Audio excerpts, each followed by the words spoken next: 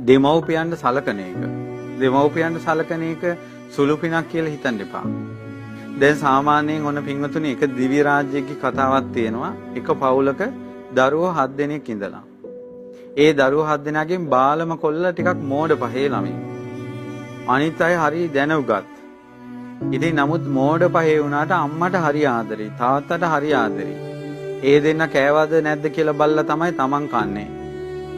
දැන් ඔය වගේ අයට වෙන්න එහෙනම් මෝඩ පහේ කියන වැත්තේ.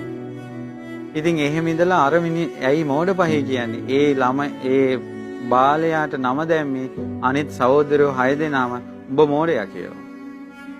හැමදාම මෝඩයෝ මේ වරින් කියනවා බාල මල්ලිට. කොල්ලොම 6 දෙනෙක් අනිත්.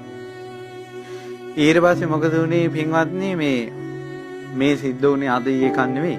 කාශ්‍යප බුදුරජාණන් වහන්සේගේ ශාසනය. ඊට පස්සේ එක එක අයියා විවාහ වෙලා තැන් වලට ගියා. අවසානයේ ගෙදර ඉතුරුනේ කවුද? අර මෝඩයා. ගමේ මිනිසුන්ටත් ඒ නම ගියා මෝඩයා. මුළු ජීවිත කාලෙම අහපු නම තමයි ඔහු මෝඩයා. හැබැයි අම්මා තාත්තට පුදුම විදිහට සත්කාර කරන්නේ. අවසානයේ අම්මායි තාත්තයි ගොඩාක් වයසයි. අර මෝඩ පහේ ළමයා ගෙදර ඉතුරුණා. නාවනවා, කවනවා, පොවනවා ඔක්කොම කළා කුලී වැඩට යනවා. හැන්දෑවට හාල් ටිකක් ඔය මොනවාරි උයන්ඩ ටිකක් අරගෙන ඇවිල්ලා උයලා කන්න බොන්න දෙනවා. ඔහොම මුළු ජීවිතේම ගෙවුණ කසාදයක්වත් නැහැ. දවසක් මේ අම්මා නාලා කියලා ඒ නාවල ඉස්සරට අබදුන් අල්ලනවා. ඒක දෙමව්පියන්ට කරන ගෞරවයක් විදිහට ඒ කාලේ කරන්නේ.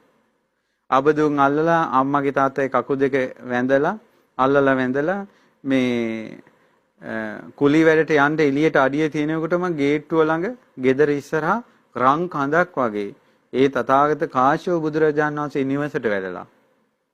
මෙයාගේ ඇඟ පණ නැතුව ගිහිල්ලා ජීවිතේට හිතා ගන්නවත් පුළුවන්ද මේ වනාහි දිඹුල් මලක් වගේ. කවදාවත් සිද්ධ වෙන දෙයක්ද? එයා ගල් වෙලා මෙහෙම ඉඳලා මෙහෙම දන ගහලා වැටිලා.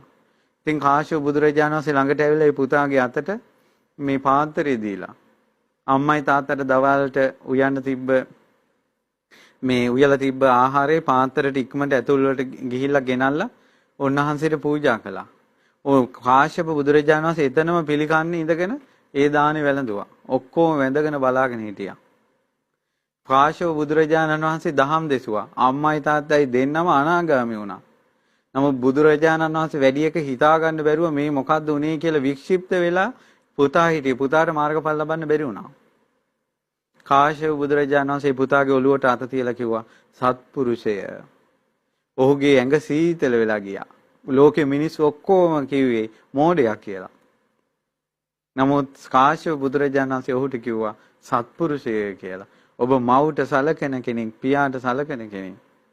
සත්පුරුෂයන් උඹට වරදින්නේ නැහැ කිව්වා. වැඳගෙන හිටියා මුළු ජීවිත කාලෙම මේ ඇති. එතනින් චුත වුණා. අපේ ගෞතම බුද්ධ ශාසනය වෙනකොටත් දෙව්ලොව. බුදුරජාණන් වහන්සේ පළවෙනි ධර්මයේ දේශනා කරනකොට ධම්මචක්ක දේශනාව. සෝතාපන්න වුණා ඒ දිව්‍ය රාජයා. ඔහොම විමාන කතාවක් තියෙනවා. ඉතින් ඒ නිසා මව්ට සැලකීම, පියාට සැලකීම කියන්නේ පුදුම දෙයක්. මේ ලෝකේ ප්‍රශංසා මොකටද අපිට? මේ මිනිසුන්ගේ ඇනුම් බැනුම් ප්‍රශංසා කිසි වැඩක් නැහැ. බුදුරජාණන් වහන්සේලාගේ ගුරුවරුන්ගේ සත්පුරුෂයන්ගේ වචන තමයි අපේ ජීවිතේට බලපාන්නේ. මේ හිස් මිනිසුන්ගේ ලෝකවල අපිට වැඩක්ම නැහැ. ඔබ මව්ට සලකන කෙනෙක් වෙන්න, පියාට සලකන කෙනෙක් වෙන්න ඔබට කවදාවත් වරදින්නේ නැහැ. කොච්චර දුප්පත් වුණත්, කොච්චර අහිංසක වුණත්, කොච්චර මිනිසුන්ගෙන් බැනුම් ඇහුවා. කාගෙන්වත් හොඳ නාමේ නැති වුණත් මුළු ගමම ඔබට හින් පාස් කළත් ඔබ මව්ට සලකනවා නම්, පියාට සලකනවා නම් ඔබට වෙනම දිව්‍ය විමාන තියෙනවා. ඒ නිසා ඔබගේ ජීවිතේ පිනෙන් පිරিলা පරලෝ සැපේ වේවා කියලා එක හිතින් සෙත් ප්‍රාර්ථනා කරනවා.